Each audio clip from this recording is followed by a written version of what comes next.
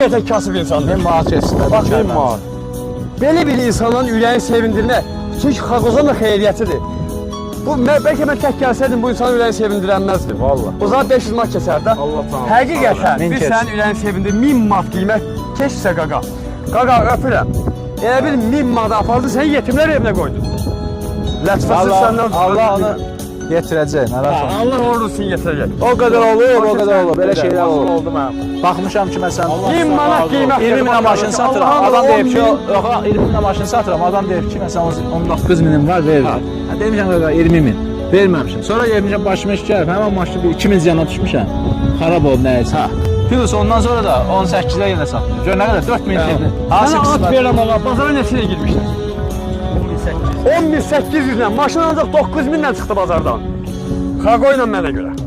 Sən o Xaqocanın var ol, Allah səni də sevindirsin ki, sən nə Sizə xeyir